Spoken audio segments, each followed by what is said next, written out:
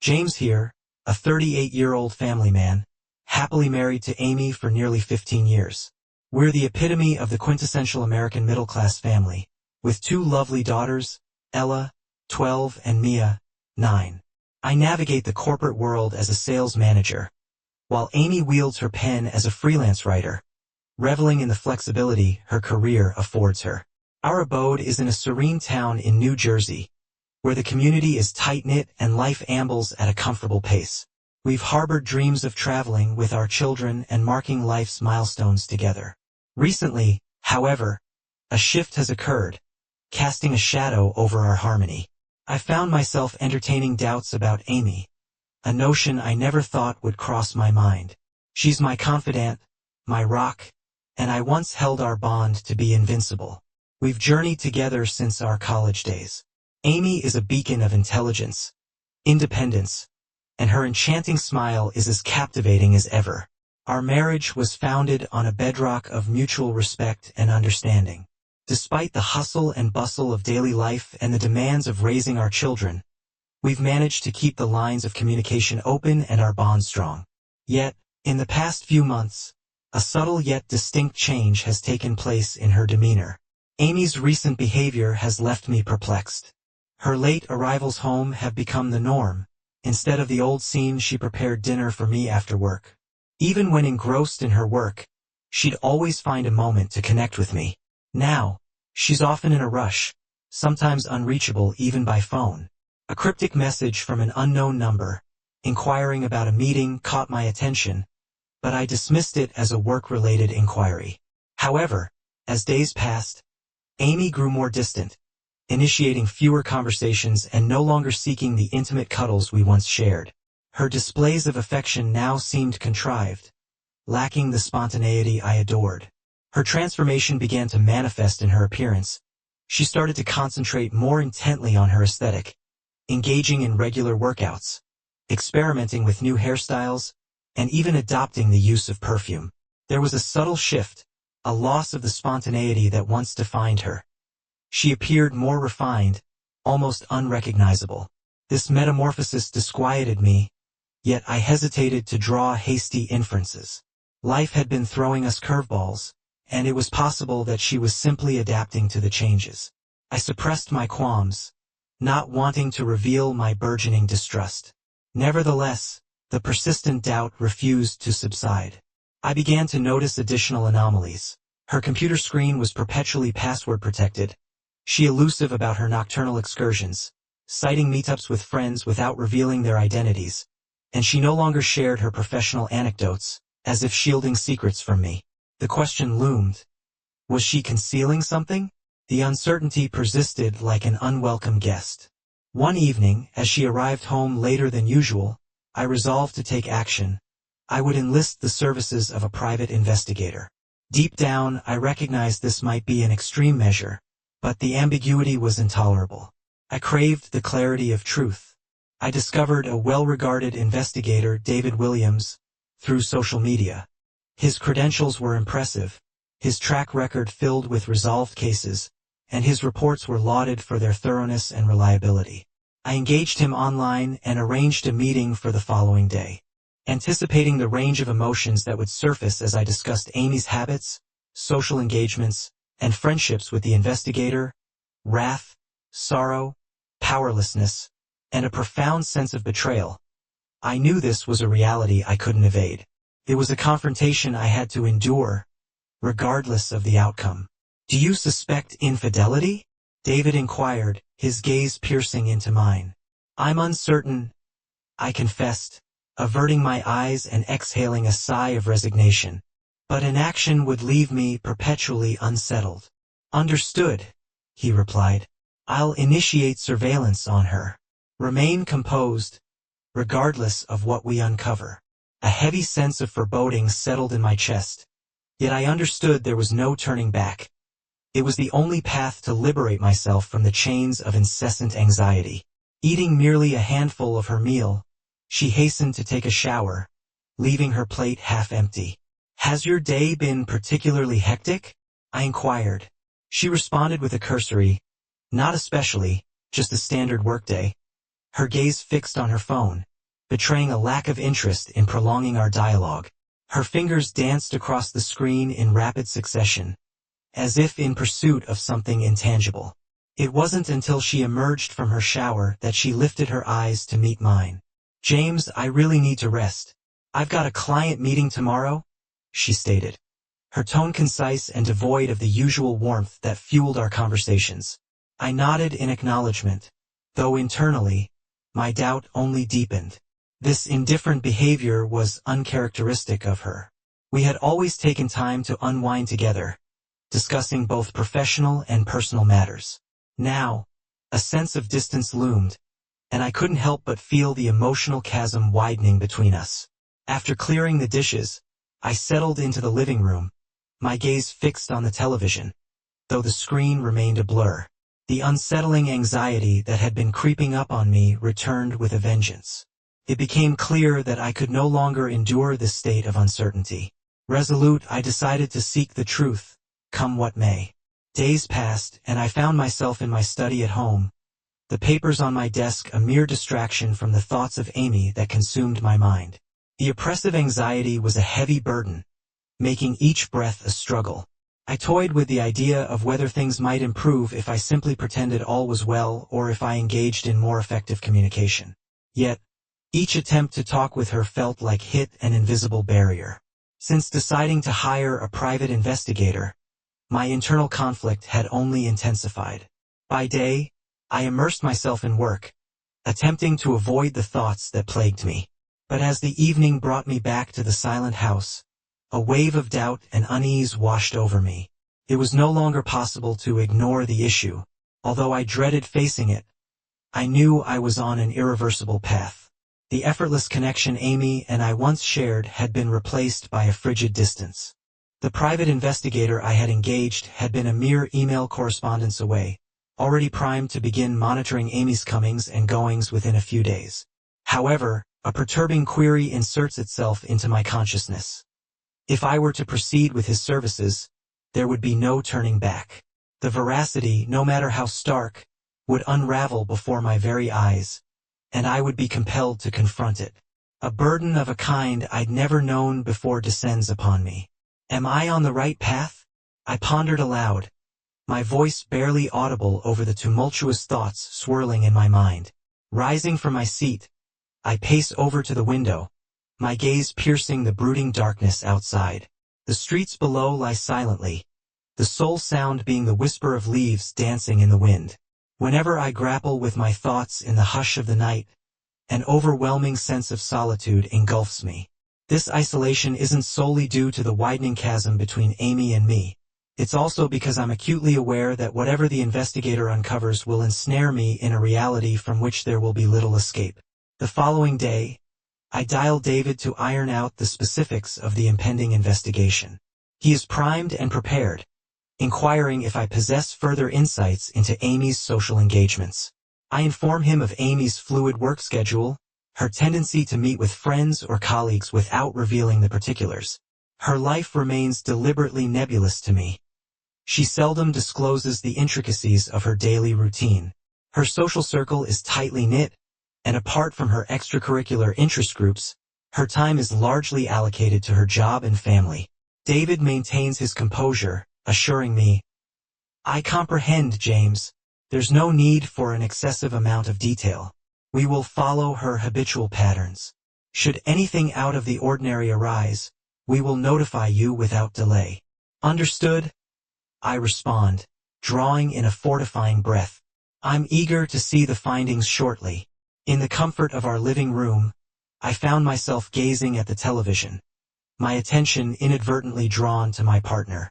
She was dressed in a new outfit, an ensemble that was both fetching and yet seemed somehow out of character. Upon catching sight of me, she promptly averted her gaze, a gesture that seemed deliberate and disconcerting. Her demeanor was unsettling, prompting me to attempt to bridge the gap with a casual inquiry. "Hey, how was your day?" I ventured, hoping to dissipate the palpable tension. She lifted her gaze with a weak, almost compulsory smile. "It was fine," she offered. "I just did some prep for a new project. It wore me out." I nodded in empathy, though I was overcome with a desire for more information. Yet I was acutely aware that at this juncture, our dialogue had become more strained than ever. "What are you watching?" I asked, striving to maintain a relaxed demeanor. "Just reruns of some old films," she responded. Her voice devoid of the animation I knew was there when she discussed her passions. A wave of disappointment washed over me. We used to relish in selecting a movie together, settled on the couch, lost in conversation and laughter. Now, even such rudimentary exchanges felt oddly estranged. Her gaze was fixed on the screen, a barrier to further interaction. A sense of desolation crept over me, and the chasm between us seemed to widen, unyielding and unbreachable. With a deep breath, I summoned the nerve to delve a bit deeper. "Did you do anything out of the ordinary today?" I inquired, my tone carefully modulated to appear nonchalant. Amy's brow furrowed in mild confusion. "No, why do you ask?" I let out a non-committal grunt, averting my eyes. Internally, however, I was in turmoil. My instincts whispered that something was amiss with Amy today. Her eyes darted with nervousness, and her actions had an urgency that seemed to increase with every question I posed. The initial insights from his inquiry were disconcerting. He alluded to Amy's recent activities, which, albeit part of her standard pattern, involved clandestine encounters with an unidentified man. The timings and venues were carefully chosen to avoid detection. "Are you certain she's merely meeting with friends?" David's report queried, the ambiguity in his tone detectable. I fixated on that sentence, my heartbeat accelerating. Who was this enigmatic figure? Was Amy genuinely absorbed in her work, as she professed, or was there a hidden agenda? The situation had grown more intricate than I had anticipated. That evening, I found myself in my study, the message from David burning a hole in my consciousness, my heart pounding fiercely. I reread his concise report repeatedly. The succinct phrases felt heavy, like a mallet striking my chest. Amy had been meeting a man alone on several occasions. The specifics remained hazy, yet each rendezvous seemed to be shrouded in secrecy.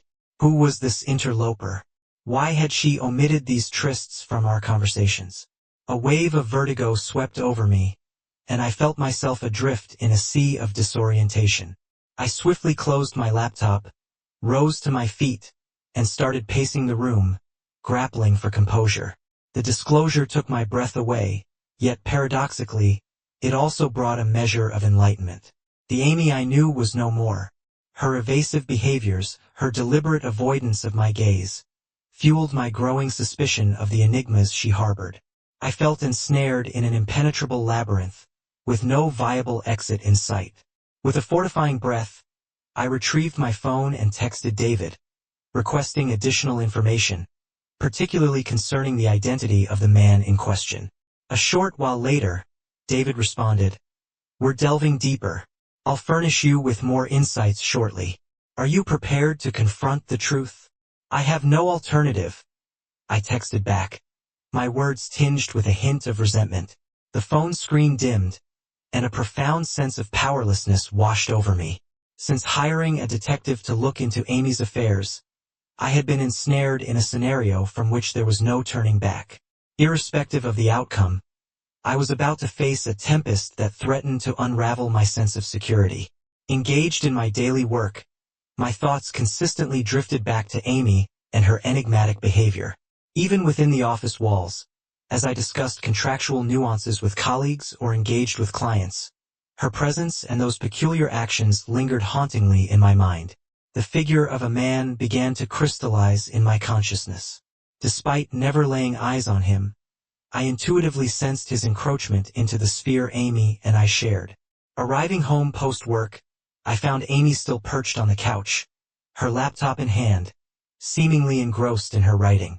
Noticing my entry, she lifted her gaze and offered a smile, but it lacked the warmth I was accustomed to, appearing slightly strained, almost artificial.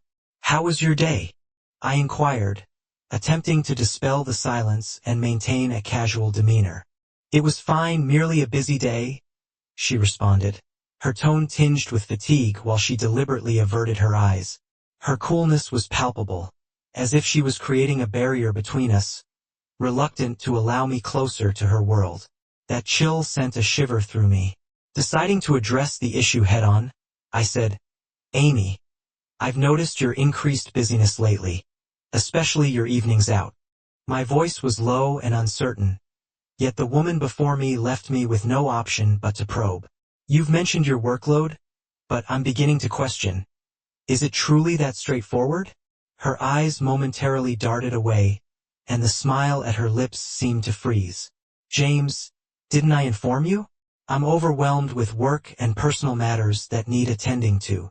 "But," I paused, then continued, "you've never disclosed who you've been meeting or what you're involved in.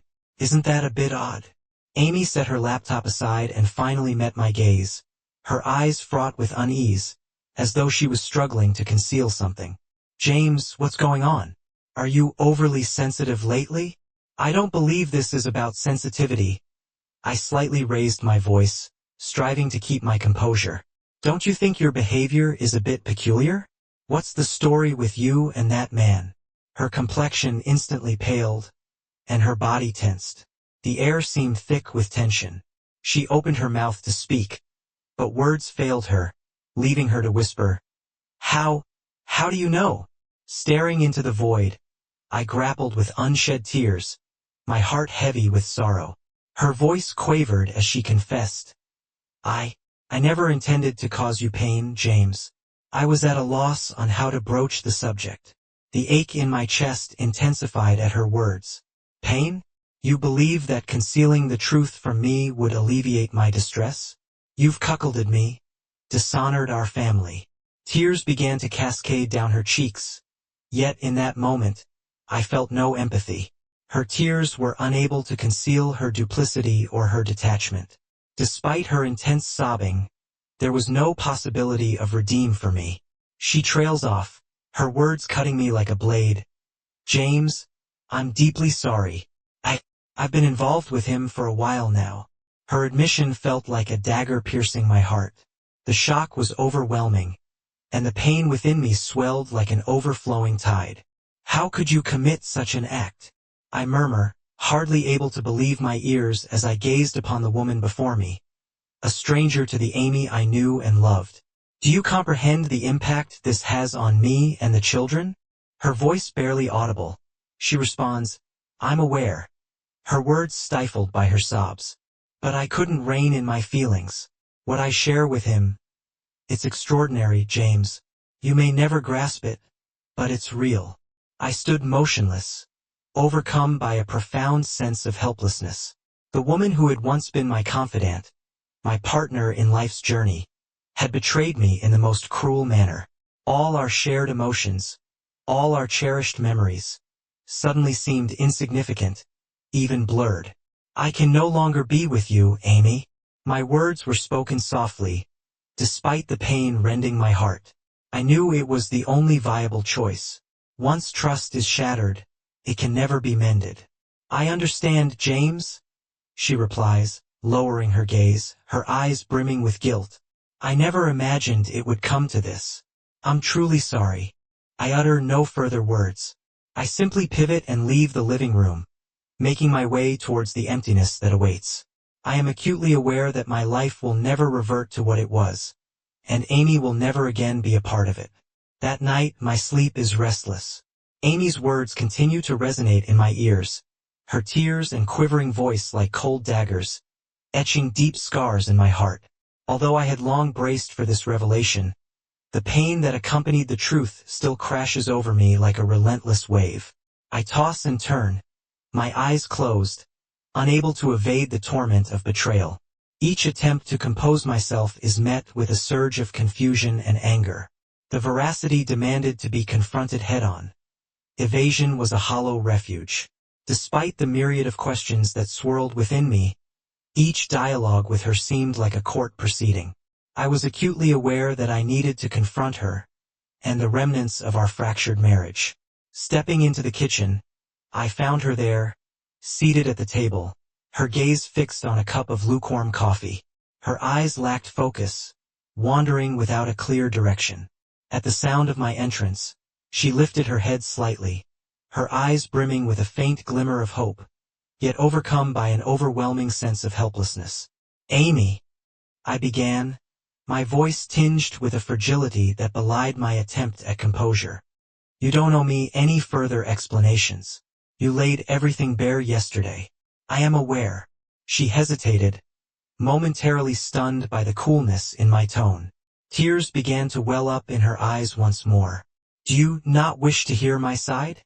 Are you resolved to let go of us so easily?" she queried, her voice quivering. "There's nothing left to discuss," I responded firmly, my resolve unwavering. "Your actions have been a betrayal, not only of me but of our family. Amy, understand this, betrayal is not solely a physical act. It is the collapse of trust. Once trust is compromised, the foundation of any relationship crumbles." In her agony, she bowed her head, and tears trickled down her cheeks.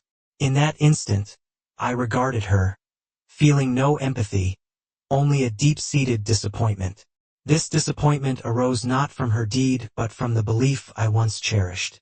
I had believed our bond was unassailable, but now it lay in ruins. "I am aware of my wrongdoings, James," she confessed, her voice low and thick with emotion. "I never should have acted thus, particularly with the children still so young. I felt a uniqueness in the time I spent with him. There was an unspoken bond between us." My frustration escalated. "So what? Do you believe I was insufficient for you? Do you think the years we shared, the memories we created, hold no significance?" Her eyes turned a shade of crimson as she succumbed to sobs, admitting, "You know it's not that you're inadequate. You've always given your all, you've been exceptional. But—" She trailed off, searching for the appropriate words. I felt myself slipping away, and I didn't know how to stop it. I lost control. Concerns for Ella and Mia are uppermost in my mind. I ventured to maintain composure, my voice tinged with an edge of urgency. "Are you aware, Amy, of the delicacy of our family fabric? Your actions have not only inflicted emotional distress, but are threatening to unravel the very foundation of our home."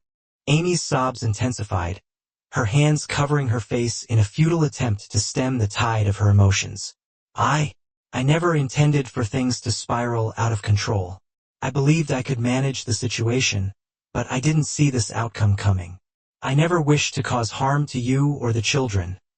I couldn't rein in my impulses." Her disjointed expressions of remorse and explanations pricked at the illusion of trust one had harbored for years. Once, I had placed my faith in her implicitly, convinced our bond was impervious, only to find it now dissolving into a mirage. Each clandestine meeting, each whispered secret with that man, left an indelible scar I could never mend. I stood, exhaling a deep breath, a wave of exhaustion sweeping over me. In the face of her anguish and contrition, I felt no inclination to forgive, only an overwhelming sense of fatigue. "You're correct," I acknowledged with a gentle softness. "You failed to consider the consequences, to weigh our familial duties. Your focus was always on satisfying your own emotional desires, without a thought for how it would affect me or the children." She lifted her gaze, meeting the frost and determination in my eyes, but remained silent. She knew the die had been cast. "You must understand that my view of you has irrevocably changed, Amy," I continued. "Our marriage has reached its end." Amy's frame quivered as she rose, stepping towards me and gripping my arm with a fierce intensity. "James, please don't finalize this decision. Can't you offer me a second chance? I am prepared to rectify everything, to do whatever is necessary for our family." I carefully removed her hand from my arm, my voice steady and resolute. "Do you truly grasp the magnitude of it? Mending a family, a relationship, is not a simple task. Trust, once lost, can never be regained. Your sole course of action now, the only viable path, is to confront the repercussions of your choices." Her tears made standing a challenge, her voice quivering as she spoke. "I love you, James. I've always loved you. I deeply regret what I've done." Her eyes bore into me, brimming with emotions that seemed to be struggling to break free, yet remained trapped within. She remained motionless, her gaze lowered, a portrait of despair. I headed towards the exit, a leaden weight crushing my chest. Amy's appeals tore at my heartstrings. Yet there was no turning back. I recognized that divorce was far from liberating, but it was the most accountable path for us both. I could not persist in an environment where I was perpetually wounded. "I'll seek legal counsel," I murmured, my voice barely audible before exiting. Stepping outside, the air felt peculiarly invigorating. I lingered on the threshold, drawing in a deep breath. Perhaps this marked the inception of change, but I was acutely aware that this was an unavoidable journey. My decision had been made. It's been 2 days since I departed from home, and the burden on my chest shows no sign of abating. Amy's entreaties and regrets no longer elicit a response from me. Her messages, voice memos, and late-night calls, all aimed at retrieving some semblance of our past, are futile. Her actions can no longer alter our circumstances, and I am no longer the husband who would shield her. Despite the unraveling of our lives, the most challenging moment lies ahead. Facing Ella and Mia. I'm fully aware that we can't continue to sweep this turmoil under the rug. The truth must be confronted, particularly for their sake. The fissures in our marriage will inevitably impact their lives. Today is the day I must break the news to them. Amy has retreated to her parents' home for the past 2 days. Perhaps she sensed that I would seize this opportunity to explain the situation to the children, choosing instead to evade this heart-wrenching encounter. Ella and Mia are still young, unable to fully grasp the complexities of our marriage, yet their keen perception of the atmosphere around them astonishes me. I sat on the living room sofa, my hands clenched together, a gnawing fear consuming me. Ella had just arrived home from school, while Mia was upstairs playing. In this moment, I felt a profound sense of helplessness wash over me. Instinctively, I knew I had to help them come to terms with the truth, but I feared it would irreversibly alter their worldview and their perception of our family. Ella inquired with the same casual demeanor as always, "Where are you heading to work today?" I struggled to keep the weight in my chest from showing and mustered a smile. "Oh, nothing out of the ordinary today. I'm just staying put." I motioned for them to take a seat. "There's something important I need to discuss with you." Ella's gaze met mine, her brow creasing slightly, hinting at her suspicion of my unusual tone. "What's on your mind, Dad?" I took a fortifying breath, attempting to mask my nervousness. "You see, lately your mom and I hesitated, searching for the right words. "Our relationship has shifted. Your mom and I have decided to spend some time apart." Mia descended the stairs, clutching her teddy bear, and settled beside me. She may not have grasped the full implication of my words, but she tilted her head, waiting expectantly for me to proceed. Ella's expression shifted immediately. She fell silent for a beat before quietly querying, "Dad, what does that imply? Are you and Mom separating?" Her voice carried a blend of shock and a hint of fear. I nodded, my heart laden with sorrow, but I knew I had to be forthright with them, amid their confusion and unease. "Yes, Ella. Your mom and I can no longer mend our relationship. We're both heartbroken, but we're convinced that parting ways is the healthiest decision for us." Tears brimmed in Ella's eyes, threatening to overflow. She bowed her head, striving to maintain composure. Mia, sensing her sister's distress, reached out to take her hand, attempting to soothe her. "Don't cry, Ella. What did Dad say?" Ella couldn't respond. Instead, she erupted into tears. Her emotions cascaded like a broken dam, unstoppable. Witnessing her, I felt a profound helplessness and anguish. I softly caressed her hair, endeavoring to keep my composure. "Ella, I know this is incredibly tough for you, and it is for me too. I realize you might not fully grasp what's happening right now, but please believe me when I say we both adore you. I'll always be here for you." She looked up, her eyes brimming with tears. "But Dad, why? Mom always said we were a happy family. I love our trips, our activities together. Why would Mom do this?" Her words struck a chord deep within me. Ella is sensitive. Appearances of strength aside, she's delicate at heart. She'd always believed in our perfect family, now forced to confront a reality she never wanted to face. Ella's expression shifted abruptly, her gaze lingering on me with a tilt of her head, as though she awaited further explanation. Her curiosity was tinged with a hint of apprehension, manifesting in a fleeting pause before she softly inquired, "Dad, what does that imply? Are you and Mom separating?" Her voice carried a tremor of disbelief and a suppressed tremor of fear. I met her question with a nod, the weight of sorrow anchoring my chest. Yet, I recognized the necessity for clarity amidst their swirling uncertainties and worries. "Indeed, Ella, your mother and I have reached a point where our bond can no longer be mended. We are both heartsick, but we're convinced that parting ways is the healthiest path for us individually." Tears brimmed in Ella's eyes, spilling over as she dipped her head, striving to harness her emotions. Mia, perceiving her sister's distress, reached out to take her hand, offering solace. "Don't cry, Ella. What did Dad just say?" Ella's response was a torrent of tears, her emotions cascading like a broken levee. Witnessing her pain, I felt a surge of powerlessness and anguish. With a tender hand, I caressed her hair, endeavoring to maintain my composure. "Ella, your sadness is understood, and Dad shares in it. You may not grasp the whys of this moment, but please trust that your mother and I love you unconditionally. You have my unwavering support." She lifted her gaze, her tear-streaked eyes searching mine. "But Dad, why? Mom always spoke of us as a joyful family. I cherish our trips and shared moments. Why has Mom done this?" Her words struck me deeply, slicing through my heart. Ella, with her tender heart, projects strength but is easily bruised. She'd always perceived us as an unbreakable unit, now forced to confront an unwelcome reality.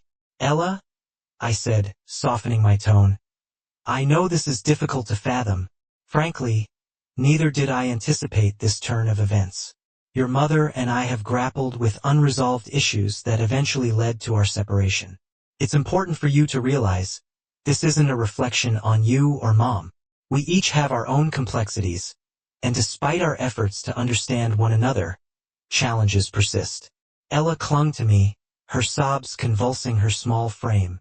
I rhythmically patted her back, consumed by an overwhelming sense of guilt. Meanwhile, Mia, though still puzzles over her sister's tears, seemed to sense the undercurrents of change within our family. She inquired softly, "Dad, can we still enjoy our activities together? You and Mom always said we were a team." My chest constricted with sorrow as I gazed upon her.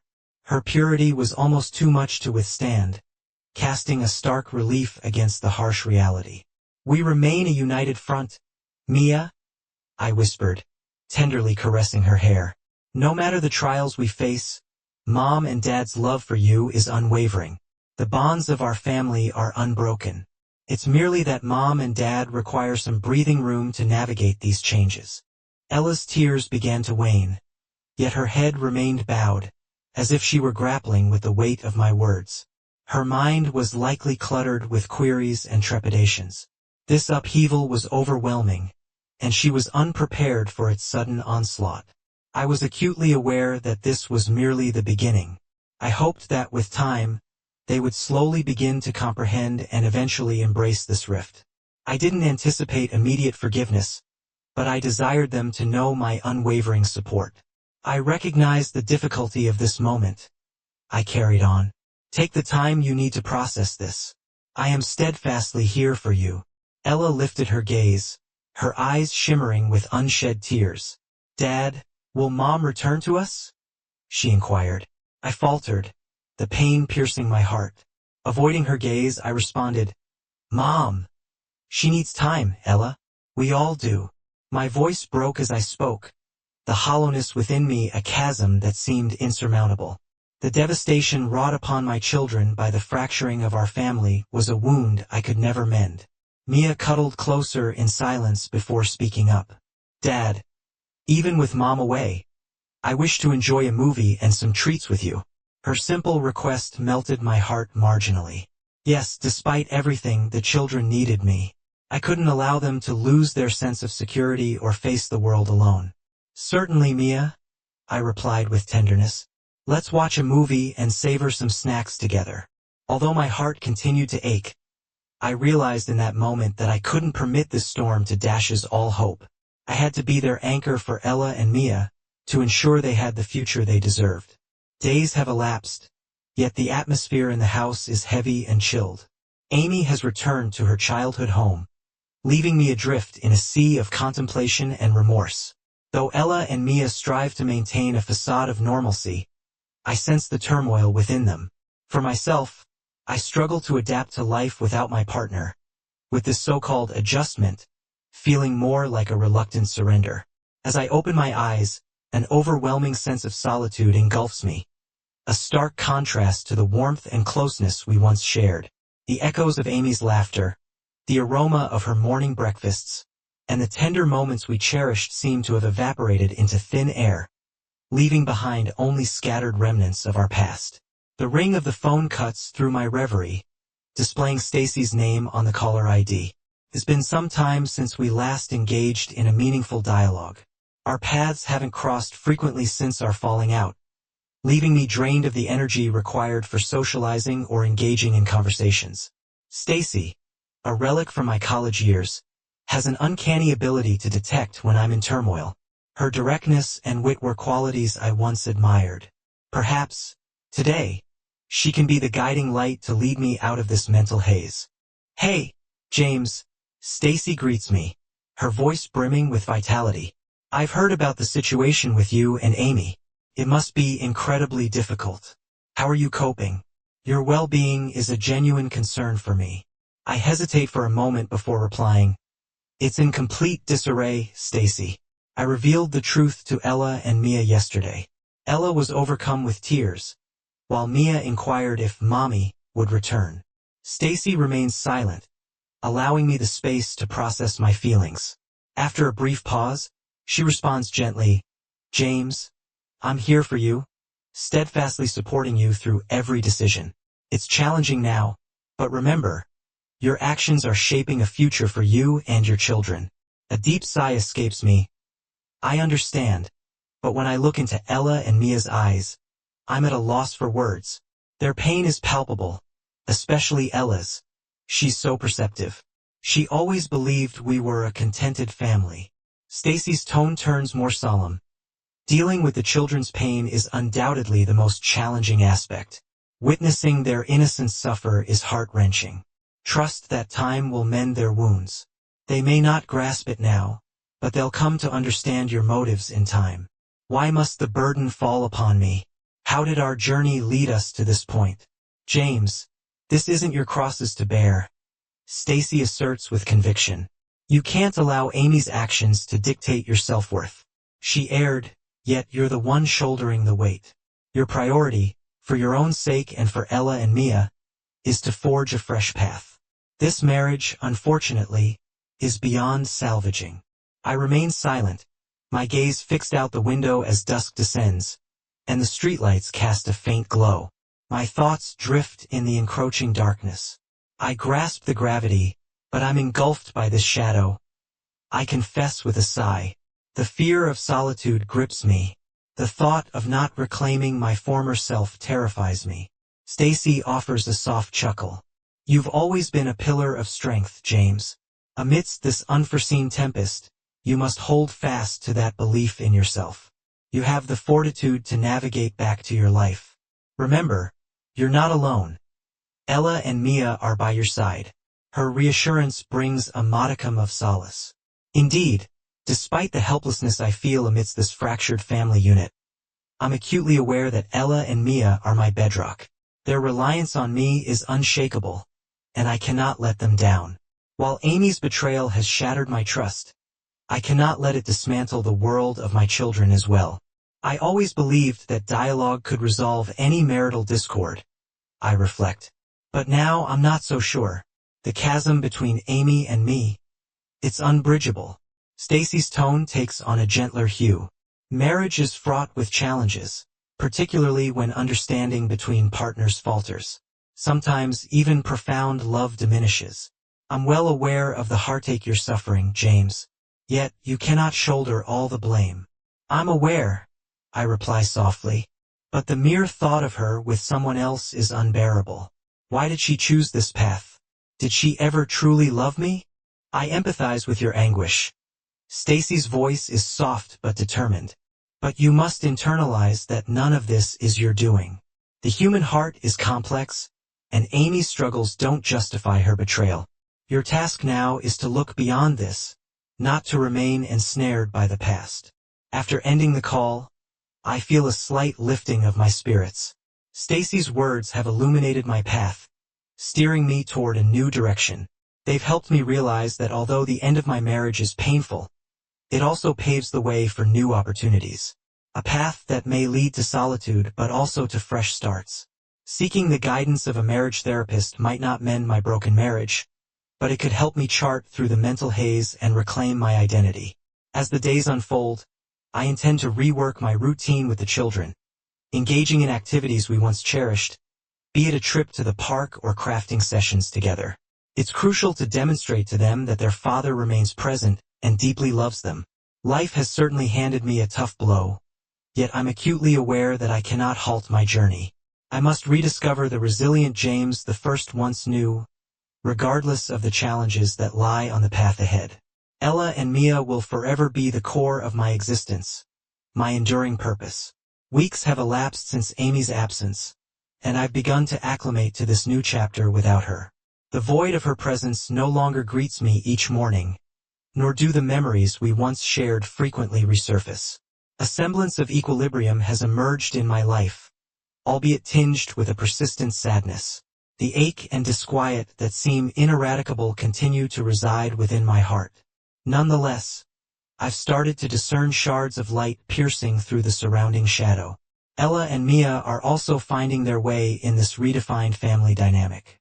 Initially, their anxiety and confusion were palpable, particularly with Ella, who seemed less vibrant than her usual self, carrying an unseen weight.